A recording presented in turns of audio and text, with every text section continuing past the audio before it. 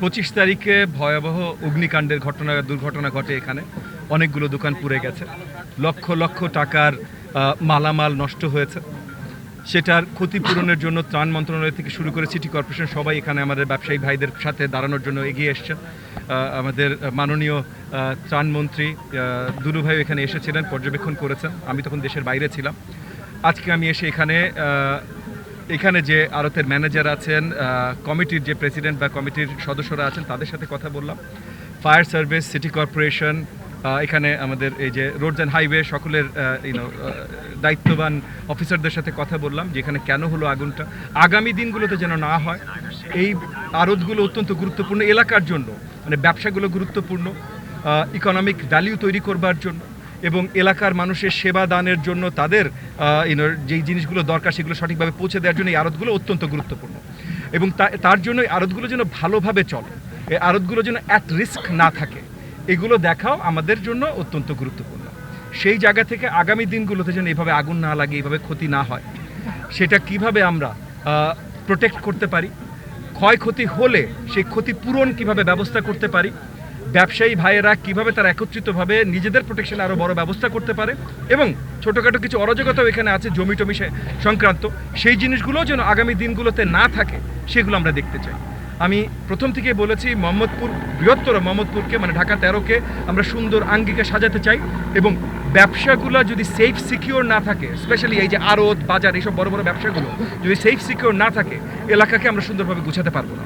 তো এখানে যত আড়তে যত ব্যবসায়ী ভাইয়েরা আছেন, তাদের যা প্রয়োজন সেটা আমাদের এই এলাকাবাসীদের প্রয়োজন। তো তাদের প্রোটেকশন দেয়া, তাদেরকে সব সুবিধা দেয়া, সেগুলো আমরা ব্যবস্থা করতে চেষ্টা করছি, এবং আগামী দিনগুলোতে যেন কোনো অন্যায় বা অরাজকতাও না থাকে, জমি কেন্দ্রিক বা অন্য কোনো কেন্দ্রিক, সেগুলোর আমরা ব্যবস্থা করতে চেষ্টা করছি। সরকারের যেটা চাওয়া আছে তারা ইতিমধ্যে লিস্ট করে দিয়েছেন, কারণ অনেকগুলো দোকানের অনেক কিছু পুড়ে গেছে, সেগুলো দিয়েছেন। পুরো তাদের ক্ষতিপূরণ দেওয়া তো সরকারের দ্বারা সম্ভব না, এবং সঠিক অ্যামাউন্টটা যে কতখানি ক্ষতি হচ্ছে সেটাও এক্স্যাক্ট নির্ণয় করাও সরকারের দ্বারা সম্ভব না, কারণ এই বাজারগুলো ওইভাবে চলে না। সো সেই জায়গা থেকে সরকারের পক্ষ থেকে যতখানি সহযোগিতা সম্ভব আমরা করতে চেষ্টা করছি। ত্রাণ মন্ত্রণালয় থেকে মন্ত্রী মহোদয় খুদ এসে প্রমিস করে গেছেন, আমার সাথেও কথা বলেছেন। ঢাকা সিটি কর্পোরেশন নর্থের দায়িত্বে আছেন মিল্টন ভাই, তার সাথেও আমার কথা হয়েছে, উনিও লোক পাঠিয়ে পর্যবেক্ষণ করিয়েছেন।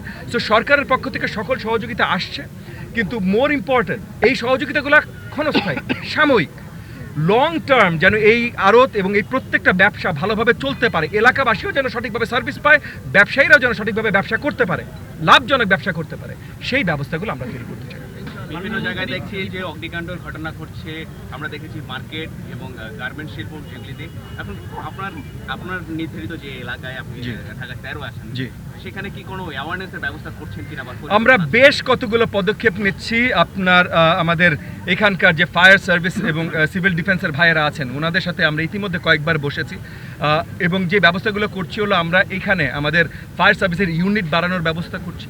প্রত্যেকটা গুরুত্বপূর্ণ জায়গায় ঘনবসতি, আড়ত, বাজার, মার্কেট, এইগুলোর পাশে যেন আপনার পানির অ্যাভেলেবিলিটি থাকে, মানে ট্যাঙ্ক বা কিছুর অ্যাভেলেবিলিটি থাকে। যেমন মনে করেন আজকে এই ভারত নিয়ে আলোচনা হচ্ছিল যে পাশে ক্যানাল আছে, ক্যানাল থেকে পাম্প দিয়ে একটা পাইপের ব্যবস্থা করা, সেটা আমি ইতিমধ্যে এখানে বলে গেছি। আর 3 দিন পর আমি এসে এখানকার মালিক সমিতির সাথে ম্যানেজার সবাইকে নিয়ে তাদের সাথে বসবো, তখন ফায়ার সার্ভিস থাকবে। সো ফায়ার সার্ভিসকে আমি ইতিমধ্যে ইনস্ট্রাক্ট করেছি যে তারা কি জিনিসগুলো চায় দেখতে, এখানে যেন আগামী দিনগুলোতে এটা প্রোটেক্টেড থাকে, সেই তালিকা আজকের মধ্যে তাদেরকে দিয়ে দিতে, এবং 3 দিন পর আমি এসে যখন বসবো তখন কতগুলো করা যাবে, কতগুলো করা হয়েছে এবং কত দিনের মধ্যে করা হবে, এগুলো সব কিছু তখন নির্ণীত হবে। সো আমরা চেষ্টা করছি ওভারঅল এলাকার জন্য সেম জিনিস, যেই জায়গাগুলো পৌঁছানো মুশকিল, সেই জায়গাগুলো রাস্তার ব্যবস্থা। সো আজকে রোড অ্যান্ড হাইওয়ে অফিসার ওইখানে আছেন, সেই জায়গাগুলোতে পানির আপনার ট্যাঙ্ক, মানে পানির সোর্স কীভাবে ব্যবস্থা করা যায় সেগুলোর ব্যবস্থা, এই সব কিছু ফুল চার্ট আউট করার দায়িত্ব ইতিমধ্যে আমাদের এলাকার ফায়ার সার্ভিসের যারা দায়িত্বে আছেন এবং সিভিল ডিফেন্সের যারা দায়িত্বে আছে তাদেরকে আমি দিয়েছি। ইনশাআল্লাহ তারাও পরিপূর্ণভাবে এই দায়িত্বগুলো পালন করছেন।